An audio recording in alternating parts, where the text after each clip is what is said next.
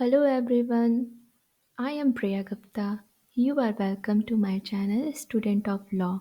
आज के इस वीडियो में हम What are the important elements of state के बारे में पढ़ेंगे। स्टेट के नेचर एंड डेफिनेशन के बारे में हमने ऑलरेडी पढ़ लिया है। यहाँ पर हम थोड़ा सा स्टेट के डेफिनेशन को भी देखेंगे जो कि इसके एलिमेंट्स को समझने के लिए ज़रूरी है। एरिस्टोटल ने स्टेट को डिफाइन किया है as a union of families and villages having for its end a perfect and self-sufficing life by which it meant a happy and honorable life. Aristotle के अनुसार स्टेट यूनियन है families और villages का जिसका प्रमुख उद्देश्य है कि वो आत्मनिर्भर बने और एक हैप्पी और ऑनरेबल लाइफ जिए। According to Garner, state is a community of people occupying a definite form of territory free of external control and possessing an organized government to which people show habitual obedience. Garner के अनुसार state एक ऐसी community है जो एक definite form of territory को occupy करती है और वो एक्सटर्नल कंट्रोल से भी फ्री है, जिसके पास एक ऑर्गेनाइज्ड गवर्नमेंट है और जो वहाँ के लोग हैं वो उस ऑर्गेनाइज्ड गवर्नमेंट का ओबीडियंस भी करती है। जब हम गार्नर के इस तरह के डेफिनेशन को देखेंगे स्टेट के तो हम पाएंगे कि स्टेट की डेफिनेशन में 4 एसेंशियल एलिमेंट्स हैं जो कि हैं पॉपुलेशन, टेरिटरी, गवर्नमेंट, सॉवरेनिटी। जो फर्स्ट 2 एलिमेंट्स हैं पॉपुलेशन और टेरिटरी ये फिजिकल और मटेरियल बेसिक हैं स्टेट के और last 2 element political and spiritual basis हैं। आइए पॉपुलेशन को समझते हैं। सबसे पहला एलिमेंट है population. The state is a human institution. State के डेफिनेशन को जब हमने देखा था और स्टेट के इमर्जेंस के थ्योरीज़ को जब हमने पढ़ा था तो हमने वहाँ ये समझा था कि स्टेट जो है एक ह्यूमन इंस्टीट्यूशन है। ह्यूमन इंस्टीट्यूशन कैसे? हमने उन थ्योरीज़ में ये पढ़ा कि सबसे पहले फैमिली का अस्तित्व आया, फिर बहुत सारी फैमिलीज़ बनकर ट्राइब बनी, बहुत सारी ट्राइब्स बनकर सोसाइटी का निर्माण हुआ और सोसाइटी से स्टेट का इमर्जेंस हुआ। So population is its primary element, इसीलिए पॉपुलेशन को स्टेट का सबसे बेसिक और प्राइमरी एलिमेंट माना जाता है। But there is no hard and fast rule about the population. Population से संबंधित कोई भी ऐसा हार्ड एंड फास्ट रूल नहीं है कि किसी भी स्टेट में एटलीस्ट और मिनिमम कितनी पॉपुलेशन होनी चाहिए या मैक्सिमम कितनी पॉपुलेशन होनी चाहिए कि वो उस टेरिटरी को एक स्टेट की मान्यता प्रदान कर सके।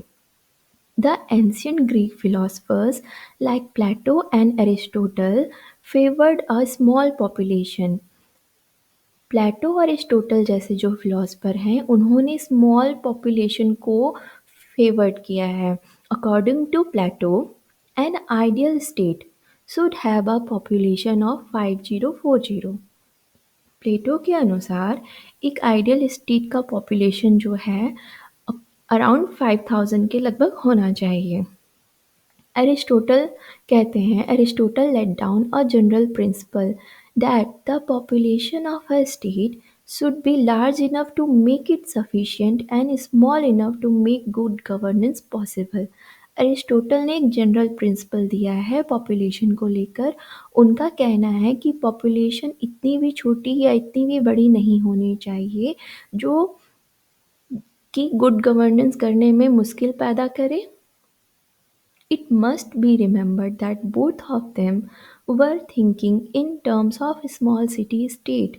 एरिस्टोटल और प्लेटो ने जो पॉपुलेशन के बारे में बातें यहाँ पे बताई हैं वो उस समय के स्मॉल सिटी स्टेट को ध्यान में रखते हुए हुआ करती थी। पहले के टाइम में पॉपुलेशन इतनी बड़ी नहीं होती थी, छोटे छोटे सिटीज़ हुआ करती थी और वो सिटीज़ ही स्टेट के रूप में डेवलप्ड हो जाते थे। In modern times, Rousseau prompted by consideration of direct democracy, Rousseau direct democracy के सिद्धांत से बहुत ज़्यादा प्रभावित थे। फिक्स द नंबर ऑफ 10,000, उन्होंने 10,000 की लिमिट को फिक्स किया है एक पॉपुलेशन के लिए। In modern times states very greatly from the few thousand of Monaco or of San Marino to the crores of China और ऑफ इंडिया। मॉडर्न टाइम में अगर हम स्टेट्स को देखें तो हम पाएंगे कि पूरी दुनिया में कुछ ऐसे भी स्टेट्स हैं जहाँ पे की जनसंख्या कुछ थाउजेंड्स में ही है, जैसे कि मोनाको और सैन मेरिनो। और कुछ ऐसे भी स्टेट्स हैं इंडिया और चाइना जैसे, जहाँ पर अरबों और करोड़ों में वहाँ की पॉपुलेशन है। The modern tendency is in favor of large state, but modern tendency आज के टाइम में जो है वो लार्ज स्टेट को ज़्यादा फेवर करती है। क्यों? क्योंकि ये कहा जाता है कि all that can be said is that a large population is an advantage from the point of view of military defence. Large population को इसलिए एडवांटेज की नज़र से देखा जाता है कि ये मिलिट्री डिफेंस के पॉइंट ऑफ व्यू से एडवांटेजेस पोजीशन पे होगी। However, a large population can be a liability if the resources of the state are not adequate for its maintenance। लेकिन ये बात भी हमें नहीं भूलनी चाहिए कि एक लार्ज पॉपुलेशन उस स्टेट की लाइबिलिटी भी बन सकती है जब उस स्टेट के पास प्रॉपर रिसोर्सेज नहीं होंगे अपनी पॉपुलेशन को मेंटेन करने के लिए। One of the main problems faced by developing countries is over population. आज के टाइम में सबसे मेन पॉपुलेशन है जो कि डेवलपिंग कंट्रीज़ आज के टाइम में फेस कर रही है, वो है ओवर पॉपुलेशन की problem. Thus, there should be a happy balance between the size of the population and material wealth of the state। इसीलिए एक बैलेंस होना चाहिए किसी भी देश के पॉपुलेशन में और वहाँ के जो मटेरियल वेल्थ है उसके बीच में। हमारा दूसरा एलिमेंट है टेरिटरी। अ डेफिनिट और मोर और less permanent territory is also regarded as an essential element of the state. Territory से हमारा यह मतलब है परमानेंट टेरिटरी से, जो कि दूसरा सबसे महत्वपूर्ण एलिमेंट है एक स्टेट की फॉर्मेशन के लिए। In modern times the citizens are bound together by residence on a common territory. आज के टाइम में हम देखते हैं कि सिटीजन्स जो होते हैं वो एक कॉमन टेरिटरी के अंदर बाउंड होते हैं।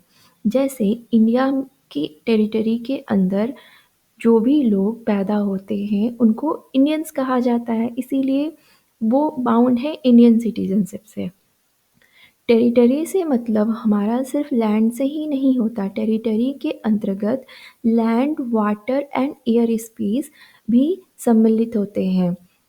अगर जैसे हम एक एग्ज़ाम्पल लें रिसेंट इंसिडेंट का, तो पाकिस्तान ने अपने एयर स्पेस से इंडिया की फ़्लाइट्स को जाने के लिए परमिशन नहीं दिया था और इसीलिए इंडिया की फ़्लाइट्स को दूसरा रूट अपनाना पड़ता था किसी अदर कंट्रीज़ में जाने के लिए। तो इसीलिए किसी भी देश के पास उसकी टेरिटरी के अंदर सिर्फ लैंड स्पेस ही नहीं, वहाँ का वाटर और एयर स्पेस भी सम्मिलित होता है। As in population, so in territory, no limit can be laid down। जैसे कि पॉपुलेशन में कोई लिमिट लेट डाउन नहीं किया गया है कि कितनी मिनिमम पॉपुलेशन होनी चाहिए या कितनी मैक्सिमम होनी चाहिए, उसी तरह टेरिटरी के संबंध में भी कोई ऐसा रूल या लिमिटेशन लेट डाउन नहीं किया गया है कि किसी स्टेट की मिनिमम कितनी टेरिटरी होनी चाहिए और मैक्सिमम कितनी टेरिटरी होनी चाहिए। दुनिया में बहुत छोटे-छोटे टेरिटरी वाले भी स्टेट्स हैं और बहुत बड़े-बड़े टेरिटरी वाले भी स्टेट्स हैं। छोटे-छोटे टेरिटरी वाले स्टेट जैसे सैन मेरिनो और बड़े-बड़े टेरिटरी वाले स्टेट जैसे Russian Republic, China, USA, Australia, India, जिसकी टेरिटरीज़ बहुत बड़ी-बड़ी हैं। अकॉर्डिंग टू इंटरनेशनल लॉ, जब हम इंटरनेशनल लॉ को देखेंगे तो हम ये पाएँगे कि वहाँ पर all states are equal in status and right, no matter how unequal they are in population, in and area. जब हम इंटरनेशनल लॉ के संदर्भ में स्टेट्स को देखते हैं तो हम पाएंगे कि वहाँ हर स्टेट्स को बराबर राइट्स दिया गया है, चाहे वो स्टेट टेरिटरी या पॉपुलेशन में छोटा हो चाहे बड़ा हो। हर स्टेट के पास इक्वल राइट्स मौजूद हैं इंटरनेशनल लॉ के अंतर्गत। It is claim that small states are good for efficient administration. अक्सर ये क्लेम किया जाता है कि जो छोटे राज्य होते हैं, जिनकी टेरिटरी छोटी होती है और पॉपुलेशन कम होती है, वहाँ पे एडमिनिस्ट्रेशन जो गुड गवर्नेंस अच्छी तरह से किया जा सकता है। And inculcating among the people a sense of unity and love for the state। और वहाँ पे लोगों के बीच प्रेम भावना यूनिटी बरकरार रखना बहुत आसान हो जाता है, ऐसा माना जाता है। However, the truth is that a small state is at a disadvantage in its relations with larger ones। लेकिन सच ये है कि जो स्मॉल स्टेट्स होते हैं वो लार्जर स्टेट्स की तुलना में डिसएडवांटेज पोजीशन पे होते हैं। Small states are under the influence of one और other large and powerful states. Small states जो होते हैं वो अपने आसपास के जो लार्ज और पावरफुल स्टेट्स होते हैं उनके इन्फ्लुएंस के अंदर होते हैं। जैसे कि अगर हम भूटान का या हांगकांग का एग्जांपल लें तो हम पाएंगे कि हांगकांग और भूटान एक स्टेट्स हैं, बट इनके पास सॉवरेनिटी नहीं है। इनके ऊपर जो लार्ज स्टेट चाइना है इसका इन्फ्लुएंस बहुत ज़्यादा होता है। It is said in favor of large states that they are strong in defense। ये लार्ज स्टेट के फेवर में कहा जाता है कि वो डिफेंस के मामले में बहुत स्ट्रांग होते हैं। And because of availability of resources they are economically self sufficient. और चूँकि उनके पास लार्ज टेरिटरी भी होती है तो इसीलिए ज़्यादातर चांसेस ये होते हैं कि वहाँ पे रिसोर्सेज भी भारी मात्रा में पाए जाएंगे और इसीलिए ये माना जाता है कि वो इकोनॉमिकली भी काफ़ी स्ट्रॉन्ग होगा। It may be pointed out that the power and security of a state are not determined only by the size of its territory। लेकिन ये भी हमको ध्यान में रखने की ज़रूरत है कि एक टेरिटरी अपने एक जो स्टेट है अपने टेरिटरी और पॉपुलेशन के चलते ही पावरफुल नहीं होता। Some other factors in this regard are geographical location, resources and climate. कुछ अदर फैक्टर्स भी होते हैं जो इस चीज़ के लिए ज़रूरी होते हैं, वो है ज्योग्राफिकल लोकेशन, रिसोर्सेज और क्लाइमेट।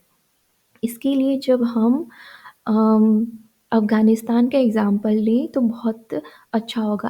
अफ़गानिस्तान का ज्योग्राफिकल लोकेशन ऐसा है कि वो उसको एक काफ़ी पावरफुल स्टेट के रूप में उभार के सामने रखता है,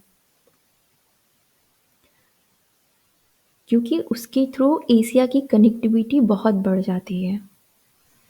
हमारा तीसरा एलिमेंट है government.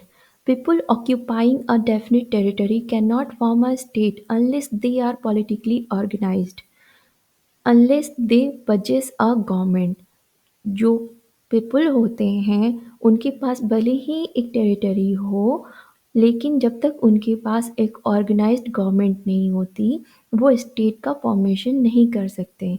Government is the political organisation of the state. State का एक पॉलिटिकल ऑर्गेनाइजेशन होता है गवर्नमेंट। स्टेट अपने विल्स को गवर्नमेंट के थ्रू जाहिर करता है, अपने एक्ट्स को गवर्नमेंट के थ्रू करता है। It is the concrete and visible instrument of the state power. Government जो होती है वो कंक्रीट फॉर्म में होती है, इट इज़ विजिबल। स्टेट जो है एब्स्ट्रैक्ट फॉर्म है। According to Garner, government is the agency through which common policies are determined and by which common affairs are regulated। Garner के अनुसार गवर्नमेंट एक ऐसी एजेंसी है जिसके द्वारा जो स्टेट है अपनी कॉमन पॉलिसीज़ को और कॉमन अफेयर्स को रेगुलेट करता है, डिटरमाइन करता है। The state wills and acts through the government। State government के थ्रू ही अपने कार्यों को पूरा करता है। Government must be effective. एक गवर्नमेंट का इफ़ेक्टिव होना बहुत ही ज़रूरी है। It must possess the capacity to maintain order and enforce obedience. इसके पास इतना पावर होना चाहिए कि वो अपने ऑर्डर को मेंटेन कर सके और अपने ओबीडियंस को इन्फोर्स कर सके। जैसे कि रिसेंट में हम अगर ईरान का एग्ज़ाम्पल लें तो हम वहाँ पे देखेंगे कि वहाँ पर फेलियर ऑफ द गवर्नमेंट था और इसके चलते वहाँ के कुछ लोग जो थे, जो वहाँ के सिटीज़न्स थे, वहाँ की पब्लिक थी, वो वहाँ की संसद पर हमला करके वहाँ पर अपना कब्ज़ा कर लिया था।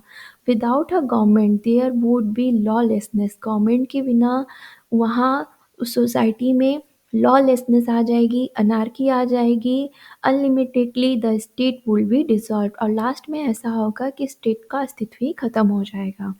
Government consist of three organs.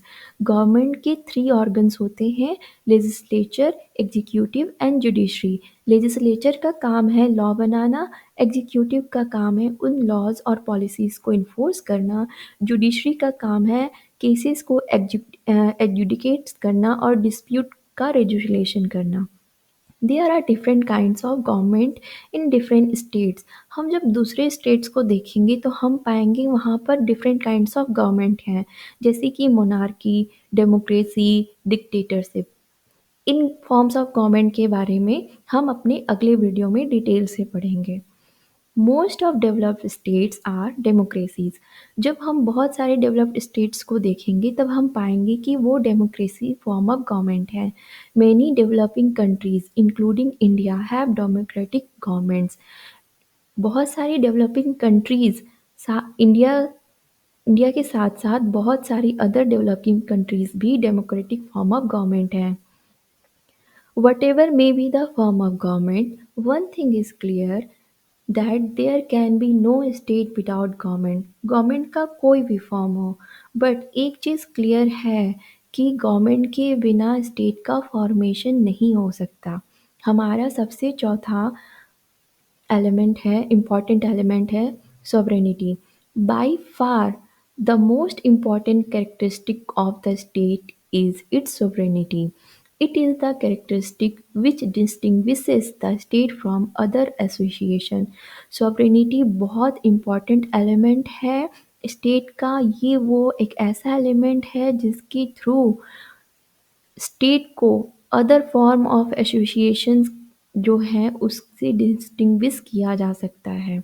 It donates the supreme power और final authority from which there is no appeal. ये उस सुप्रीम पावर और फाइनल अथॉरिटी को डोनेट करता है, इंगित करता है, जिसके ऊपर कोई अपील नहीं है, यानी जिसकी जो सबसे लास्ट पावर है, जिसकी जो फाइनल अथॉरिटी है, मतलब जिसने जो कह दिया सो कह दिया, उसके ऊपर कोई अपील नहीं है, उसके ऊपर कोई सुनवाई नहीं है। Sovereignty has two aspects. Sovereignty के भी दो एस्पेक्ट्स हैं, पहला इंटरनल और एक्सटर्नल। अगर हम इंटरनल सोवरेनिटी की बात करें तो इसका ये मतलब है कि स्टेट के अंदर जो भी उसके इंडिविजुअल से रिलेटेड, स्टेट्स के अंदर जो भी जिस तरह की प्रॉब्लम्स है उससे रिलेटेड उसको अपने निर्णय लेने का, लॉज़ बनाने का, पॉलिसीज़ बनाने का अधिकार खुद पर है, ना कि बाहरी किसी चीज़ का प्रभाव उसके ऊपर है, तो हम उसको इंटरनल सोवरेनिटी कह सकते हैं। It can compel obedience of its people to its laws and commands. और ये अपने पीपल को, अपने सिटीजन्स को अपने लॉ और ऑर्डर और कमांड को ओबीडियंस करने के लिए कंपेल भी कर सकता है। एक्सटर्नल सोवरेनिटी की जब बात करें तो हम देखेंगे the state is free from control of any foreign state और एलियन रूल। यानी जो स्टेट होता है वो बाहरी किसी भी फॉरेन स्टेट और एलियन रूल के कंट्रोल से फ्री होता है। Before independence India was not a state as it was ruled by the British. Before independence जब हम इंडिया को देखेंगे तो हम पाएंगे कि इंडिया एज अ स्टेट नहीं था, एक एक बस जियोग्राफिकल टेरिटरी थी, क्योंकि इंडिया के पास सोवरेनिटी नहीं थी। Similarly the Indian federation consist of many constituent units called state, but they are really not states in the eyes of international law as they are not sovereign। जैसे कि अगर हम India के states को देखें, हम बोलते हैं कि जम्मू कश्मीर एक राज्य है, उत्तर प्रदेश एक राज्य है, गुजरात एक राज्य है। अगर स्टेट का डेफिनेशन हम इस तरह के राज्यों के डेफिनेशन के साथ में मिलाएंगे और इनके एलिमेंट्स को देखेंगे, तो हम क्या पाते हैं? हम पाते हैं, फॉर एग्जांपल अगर हम पंजाब का एग्जांपल लें, पंजाब में हम देखेंगे कि पंजाब की अपनी एक टेरिटरी है इंडिया में, ये एलिमेंट अप्लाइड हो जाता है, ठीक है।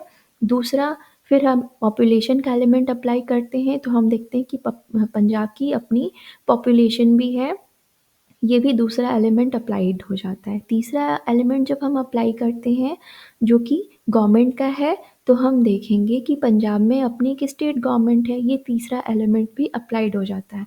बट चौथा एलिमेंट जो सोवरेनिटी का है, ये जब हम अप्लाई करेंगे तो हम पाएंगे कि स्टेट्स जो होते हैं इंडिया में, वो सोवरेन नहीं होते हैं, वो under the control and influence of central government होते हैं, ठीक है। इसीलिए जो हमारे इंडियन स्टेट्स हैं, as Uttar Pradesh, Jammu Kashmir, Srinagar, etc, whatever, तो ये एज अ स्टेट नहीं है इंटरनेशनल लॉ के नज़र में, क्योंकि ये सोवरेन नहीं है। उसी प्रकार जब हम यूनाइटेड नेशन को देखें तो हम पाएंगे कि यूनाइटेड नेशन भी सोवरेन नहीं है, इसीलिए ये स्टेट नहीं है। It should be noted however that absolute sovereignty is legal concept। Absolute sovereignty एक लीगल कॉन्सेप्ट है, एक्चुअल में ऐसा कुछ नहीं है। In actual practice no state is able to exercise unlimited power either over individuals and association within its territorial domain or in its international relation। Absolute sovereignty जो है सिर्फ एक लीगल कॉन्सेप्ट है, एक्चुअल में ऐसा कोई प्रैक्टिस नहीं है, किसी भी स्टेट के पास एब्सोल्यूट सोवरेनिटी नहीं है, ये प्रैक्टिसेबल नहीं है। अगर किसी स्टेट के पास एब्सोल्यूट सोवरेनिटी आ जाएगी तो वो इंटरनेशनल रिलेशंस, इंटरनेशनल पीस और इंटरनेशनल एसोसिएशन, हर चीज़ के लिए खतरा हो जाएगा। A state respects and abides by international law। आज के टाइम में जो भी हमारे मॉडर्न स्टेट्स हैं, वो इंटरनेशनल लॉ को रिस्पेक्ट करते हैं और इंटरनेशनल लॉज, ट्रीटीज़ और पॉलिसीज़ से बंधे होते हैं। A number of writers who have attacked the concept of absolute sovereignty on the theoretical grounds also hold that it is undesirable।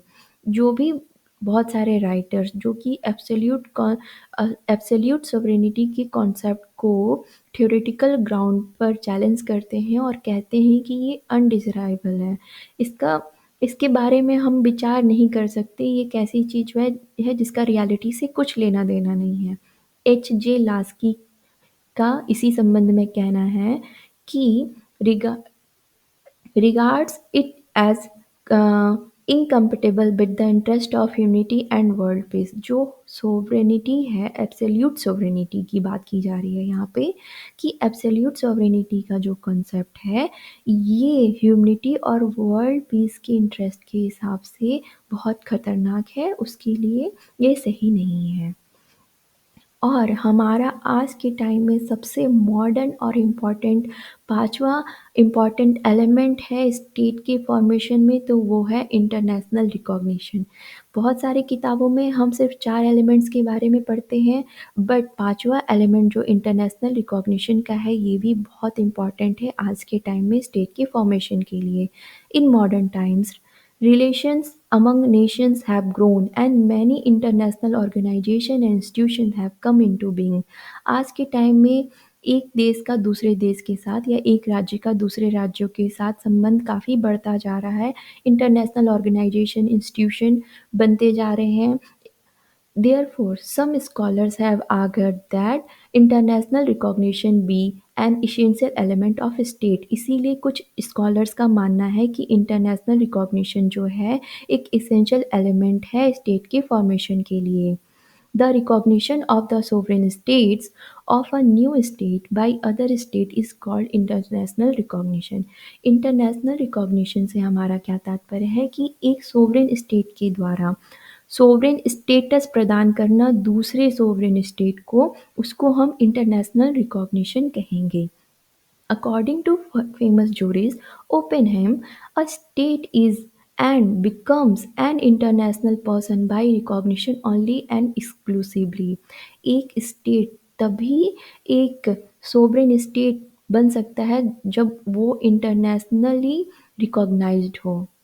But there is no agreement on how many countries would have to recognize a new state so that the latter gains statehood in the eyes of international law.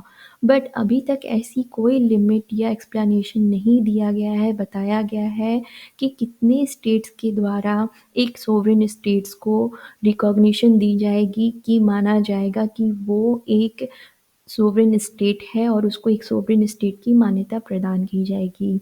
Recognition has also a political dimension. Recognition का एक political dimension भी है। जैसे कि जब हम China का example लेते हैं, China was already a full fledged state for many years before the establishment of United Nation in 1945। China United Nation के एस्टेब्लिशमेंट के पहले एक फुल फ्लेज्ड स्टेट था। China came under communist rule in 1949। 1949 में China communist rule में आया।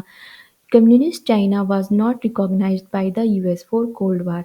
Communist China को US द्वारा रिकॉग्निशन नहीं दिया गया था क्योंकि उस समय यूएस और चाइना के बीच में कोल्ड वॉर चल रहा था। So communist China, though ruling the mainland China, was not allowed to become the member of United Nations due to America's opposition। इसीलिए चाइना को यूनाइटेड नेशन का मेंबर बनने के लिए अलाउ नहीं किया गया क्योंकि उसको अमेरिका का अपोजिशन था। Communist China took its legitimate place in the United Nations in 1970s only after the establishment of rapprochement between the US and Communist China। Communist China 1970 में यूनाइटेड नेशन का part बनता है जब US और China के बीच में mail मिलाप हो जाता है। It needs to be emphasized that even when Communist China was not a member of the United Nations, it was very much a state। ये चीज़ को हमको ध्यान में रखने की ज़रूरत है कि जब चाइना यूनाइटेड नेशन का मेंबर नहीं था, तब भी वो एक फुल फ्लेज्ड स्टेट था। Absolute sovereignty is not feasible. Absolute sovereignty का जो कॉन्सेप्ट है वो फिजिबल नहीं है, वो व्यवहार्य योग्य नहीं है। A state needs to abide by international law. आज के टाइम में एक स्टेट का इंटरनेशनल लॉज के जो पॉलिसीज़ हैं और एग्रीमेंट्स हैं उसके द्वारा अबाइड होना बहुत ज़रूरी है, नहीं तो वर्ल्ड वॉर की सिचुएशन पैदा हो सकती है। Otherwise there will be international anarchy causing serious threats to international peace and security. Otherwise international anarchy अराजकता आ जाएगी जो कि इंटरनेशनल पीस और सिक्योरिटी के लिए बहुत बड़ा खतरा हो जाएगी। लास्की का कहना है, Laski has rightly argued that unlimited sovereignty is a threat to world peace and humanity. Laski का भी मानना है कि अनलिमिटेड सॉवरेनिटी का जो कॉन्सेप्ट है ये जो है एक थ्रेट है वर्ल्ड पीस और सॉवरेनिटी के लिए। इसलिए जो अनलिमिटेड सॉवरेनिटी का कॉन्सेप्ट है ये व्यवहार योग्य नहीं है, ये बस एक लीगल कॉन्सेप्ट है। Thank you for watching the video and always remember, once a student of law always a student of law। Next video में हम गवर्नमेंट के बारे में अच्छे से पढ़ेंगे, समझेंगे। गवर्नमेंट्स के जो 3 फॉर्म्स हैं उनको देखेंगे और अच्छे से समझेंगे। Thank you for watching. Bye bye.